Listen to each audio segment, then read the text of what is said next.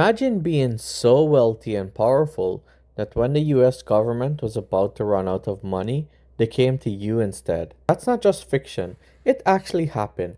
At the turn of the 20th century, one man controlled more wealth, more corporation, and arguably more influence than almost anyone in American history. His name was John Pierre Point Morgan, better known as JP Morgan. He didn't invent revolutionary technology, he didn't build factories, he didn't even discover oil. Instead, he bought companies, merged industries, financed empires, and personally rescued the American economy from collapse. By the time he died, Morgan had helped create some of the largest corporations ever seen, controlled vast portions of American railroads, steel, banking, and electrical industries, and one of the richest and more feared businessmen alive, but with that power came enormous controversy. Critics accused him of creating monopolies, manipulating markets, crushing competition, and becoming more powerful than the government himself. This is the business of JP Morgan. JP Morgan was born in 1837 into wealth. His father, Junius Spencer Morgan, was already a successful international banker. Unlike entrepreneurs who started with nothing, Morgan inherited something just as valuable: connections. He studied in Europe, learned international finance, and developed relationships with powerful banking families in London, Paris, and New York. Those connections would become his greatest competitive advantage.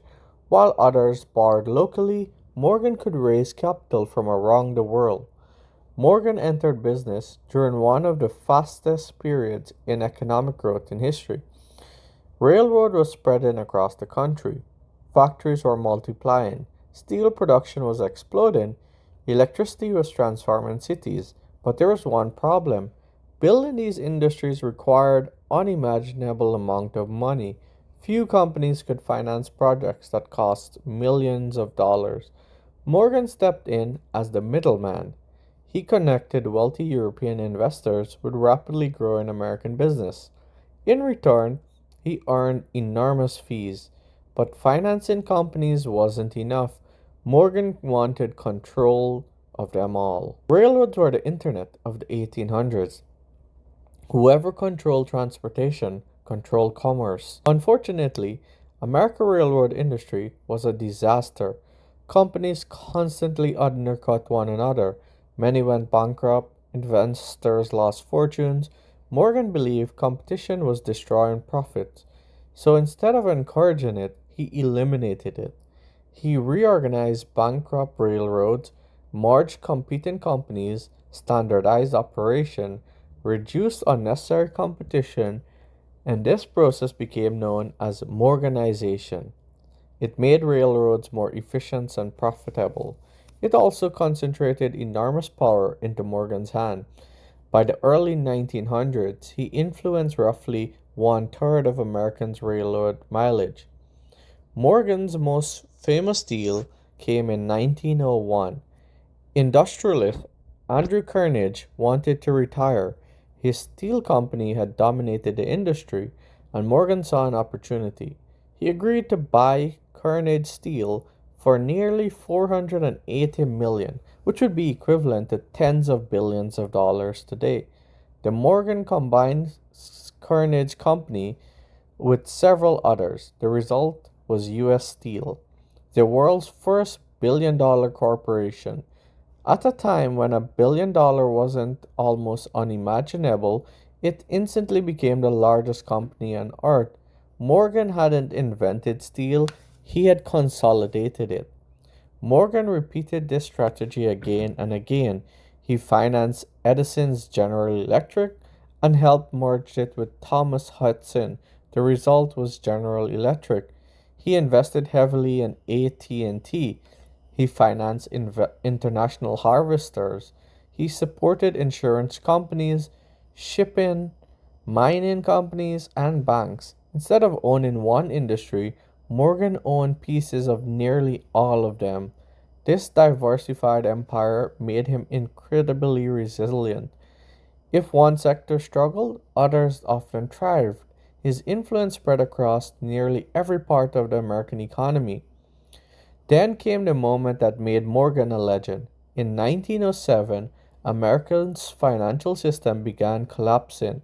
Banks failed, the stock market crashed. People rushed to withdraw their savings. There was one problem. The United States had no central bank. There was no Federal Reserve. So who stabilized the economy? It was a private citizen by the name of J.P. Morgan. At 70 years old, Morgan gathered the country's leading bankers inside his New York library.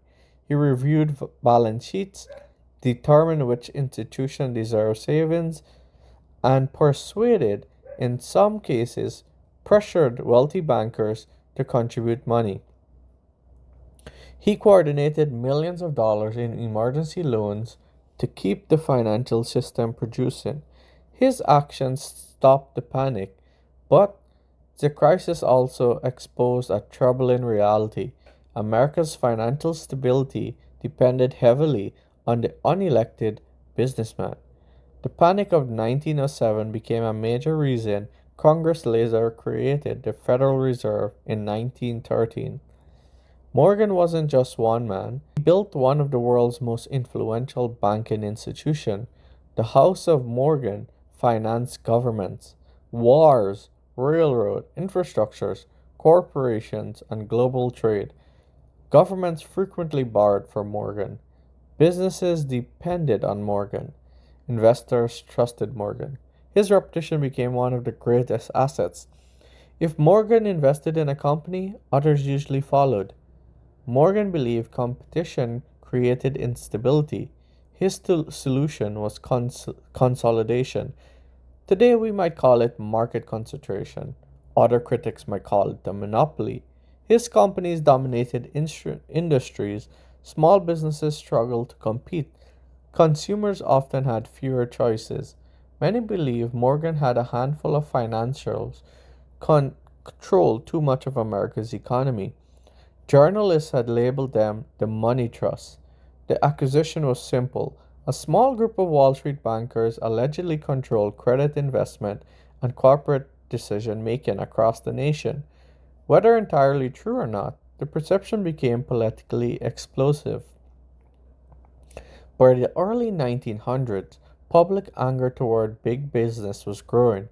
President Theodore Roosevelt had already begun pursuing antitrust actions against powerful corporations. Morgan's business empire soon attracted congressional scrutiny. In 1912, the Peugeot Committee investigated whether Wall Street Financial had created an interconnected network that concentrated financial powers in too few hands. Morgan testified before Congress. One of the most famous moments came when he argued that successful banking depended less on money than on character and trust.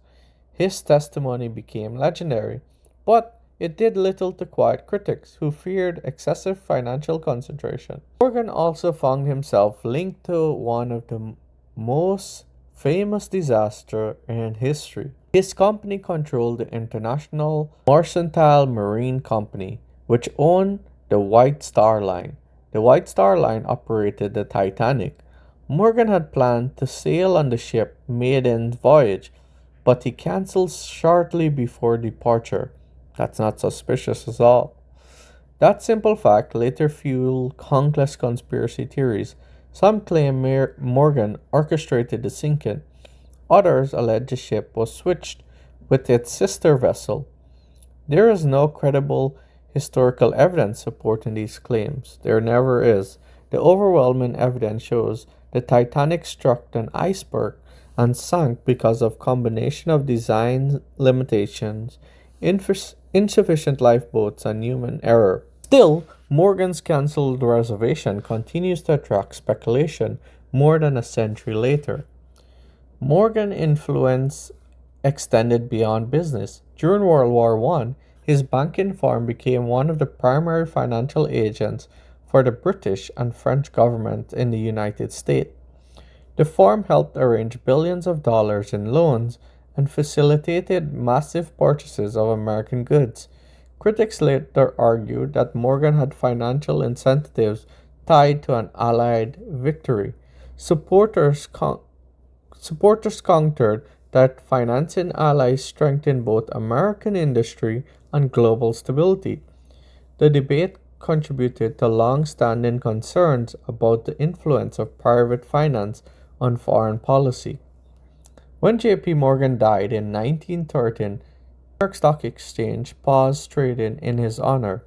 Banks across the world mourned.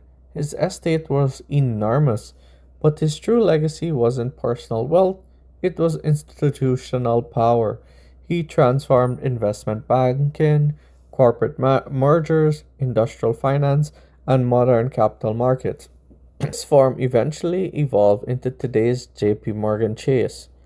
Honestly, one of the most frustrating banks to deal with in the world, but anyway, it's now one of the largest banks in the world. Morgan demonstrated that controlling capital could be even more powerful than owning factories. He didn't manufacture products, he manufactured deals. JP Morgan remains one of history's most influential businessmen. To some, he was the man who saved the American economy, a financial genius who brought order to chaotic industries. To others, he symbolized everything wrong with the Gilded Age, a banker whose immense power undermined competition and concentrated wealth in the hands of few. Both views contain elements of truth. Morgan helped build modern American industry. He also showed how financial power, when concentrated, can shape economies, governments, and entire nations. Whether you love him or hate him, few individuals have ever had more influence over the direction of American business. If you enjoyed this video, please like and subscribe. More videos every week.